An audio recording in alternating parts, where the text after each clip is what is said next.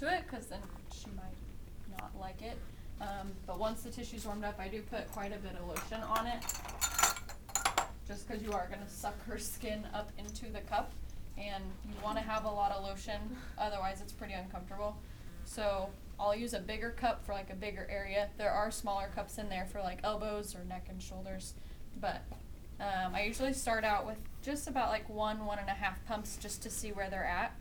And then you can do a little bit of dynamic cupping, so you can move it back and forth. And then I'll ask, does that okay, or do you want more pressure? So, are you okay with that, or do you want me to do more? Yep, that's good. Feels good. You can put more pressure on it. Okay. So I'll go back and forth, and then it's turning pretty red, but that blood's just like coming to the surface. So if, let's say, she started to bruise a little bit, because a lot of people can bruise pretty easily, then if she bruises like on this side up here, I'll do another pump, and I'll make sure I go a little slower.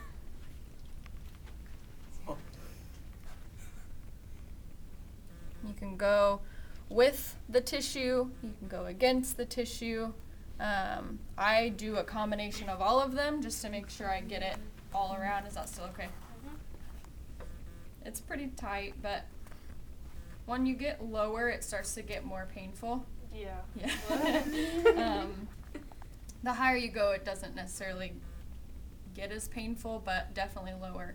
So you can kind of see she's starting to bruise a little bit right there. It's slight, but if we just hang the cup out right there for a few, I'll go to the other side and I'll do gua sha, and then when you take that off, she'll probably bruise. You can leave them sit for like 5-10 minutes. You don't want to do it super long, because then it just causes more damage. But so same thing if we're doing gua sha, which is pretty much the same thing as Graston, just a different name and different type of tools. But you warm up the tissue first, and this one doesn't need as much lotion, but you do want some because it's going to scrape against the skin. So you'll start out pretty light, and you'll just go with the muscle fibers, and then you can go against the muscle fibers. Sorry, it tickles. Yeah. But people bruise pretty easily with this one too, depending on the area. Some people bruise on their back, others don't. The main places people bruise are like the traps. So if you come up here, with the gua sha, the bruises actually look like hickeys, so it's like really important to let them know if you're doing like neck and shoulders that, hey, you might bruise. They might look like hickeys, and then they can decide whether or not they want it, at least for massage, because if they need to go like warn their spouse or something like, hey, I have to go to physical therapy and they want this stuff, they're gonna leave these bruises.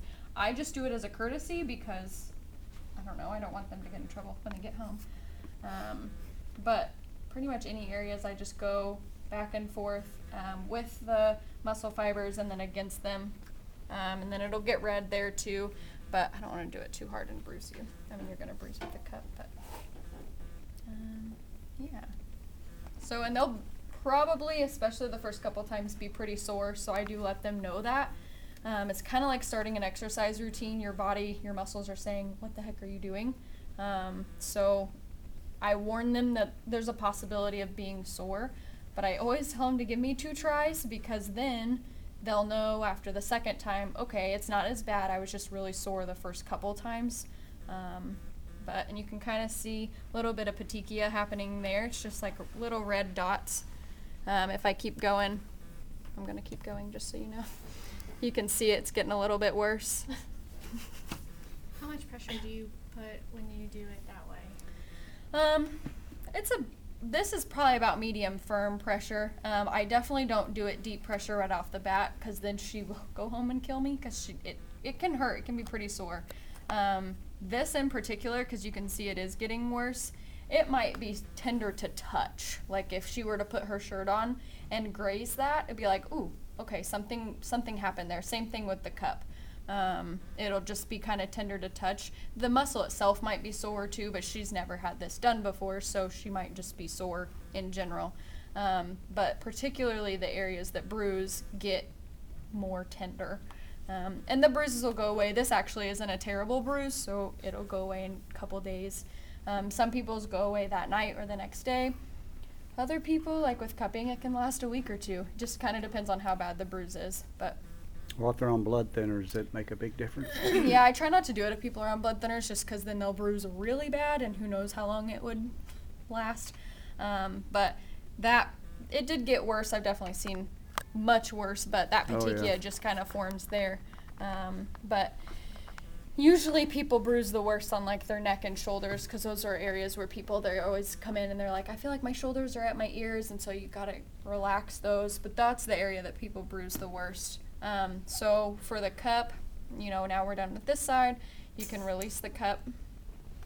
She didn't bruise really too bad. You can kind of see there and there, but it shouldn't be bad for her. Other people have giant purple welts.